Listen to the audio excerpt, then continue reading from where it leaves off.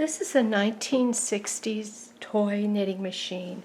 This one was the sister Wonder Knit brand. And I was wondering, what could I do with a tiny machine? And a rather primitive machine. I have no tension dial. I do have the ability to slip across, and that's my take-up spring. Well, I thought I could make hems. So this is a mock rib hem made on this machine. Here is an ordinary flat hem made on this machine. This is a latched ribbing made on this machine. And here is a shortcut Picot hem made on this machine. Let's start with the shortcut Picot hem. The first thing that I have to do is cast on with ravel cord. I am going to pull out every fourth needle for this cast on, and a lazy, easy way to do that is pull out every other needle, because I have a needle pusher, and push the in-between ones back. So we have one needle in working position, and then we have 3 needles out of work. And then I will just go across and back just to even up the needles. Now here is a piece of ravel cord, and I'm going to tie the ravel cord on the right hand clamp and then thread it in the machine. For this little machine, it goes through this center slot, then through the take-up spring, then under the little wheel and over the peg, and finally through this little hole right here. And I'm just going to go across slowly, and it lays yarn in each of those needles. Then I'm going to untie it from the right spring, unthread the ravel cord from the carriage, take the 2 ends of the ravel cord together in the middle, and just put a clothespin on them. Now I'm going to have every other needle in work, and I'm going to cast on the waste yarn. For my hem, I'm going to use the green for my waste yarn. This little machine likes standard gauge yarn, so that's what I'm using. And I'm threading the machine the same way that I did on the other side. And I'm going to go across slowly. And then I like to look at it and make sure that the green knitted through. So I'm pulling each needle back a little and examining it to make sure that I don't have a needle that has the white thread on it, that they're all green. And they are, so that's good. Now this is waste yarn. I'm going to throw it away later, but I have found with this little machine, I like a little more waste yarn than I usually use.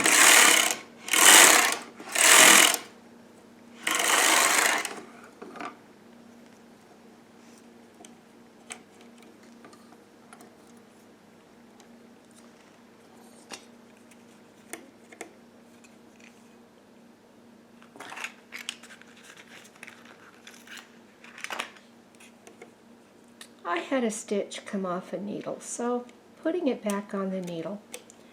And I'm going to use some claw weights. I've got enough knitting on here now to get a claw weight in the edge on each side. And I'd really like to have a couple inches at least of waste yarn.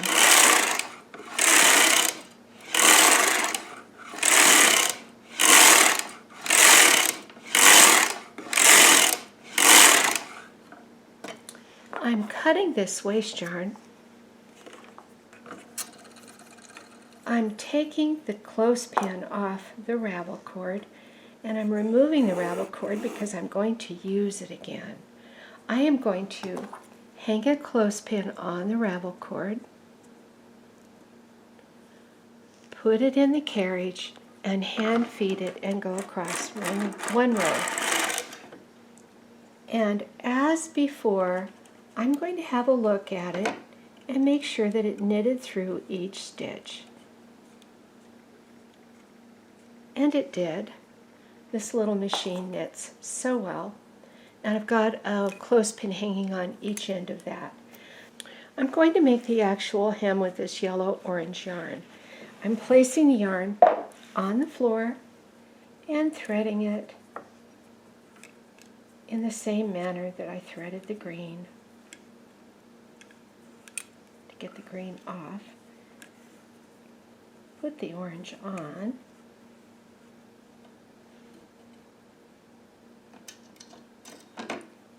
Once the carriage is threaded, I knit across slowly. And just check and make sure that they all knitted through, and they knitted through just fine.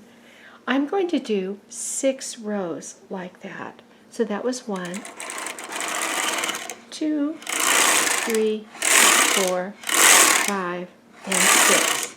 Now I'm going to put the in-between needles into work. And I'm going to knit 10 rows.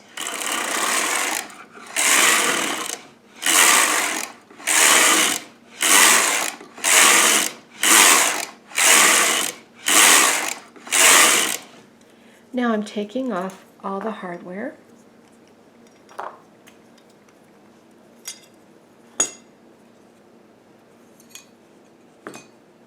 Spread this out, look at it, and I want to show you what stitch I'm going to pick up. What loop is probably what I should say. So I'm in quite close to the knitting, and what I'm going to get is the orange stitch in between 2 of the white ravel cord bits. And I'm going to put that on the second needle. And then I'm going to skip a needle, get the next orange in between 2 whites, and put it on that next one. So I am only filling in every other needle on across. And it doesn't take very long at all to do.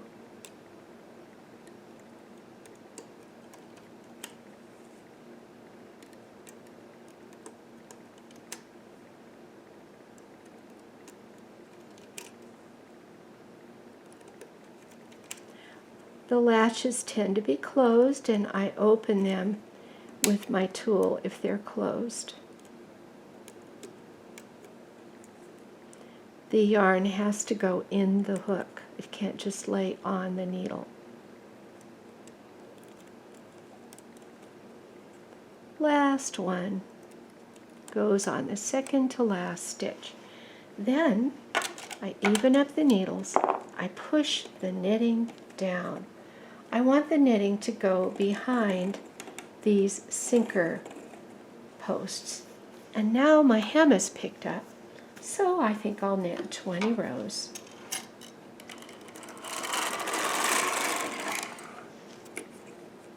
I'll put a couple weights on, 1 on each end.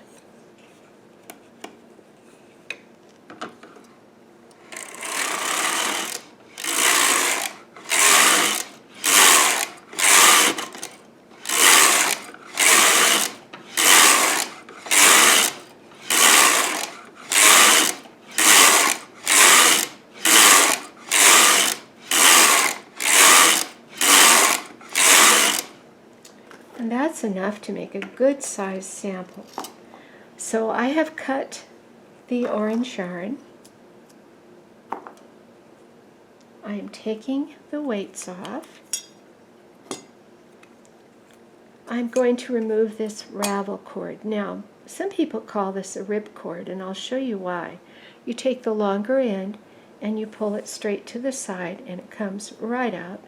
And then this scrap knitting falls off. Now, as I knit across, it will drop the knitting. Now let's look at this hem that this created. It is a very attractive, very flat sort of hem, and it's great around things like sleeves, or nice around necklines. It'll go around curves, and it's great around the bottom of a project. For instance, around the hem or welt of a garment. So this little machine, as simple as it is, does a beautiful, simple picot hem. Now, thanks for watching. If you enjoyed this video, please click on subscribe and like. That helps me to get the machine knitting message out there to more knitters.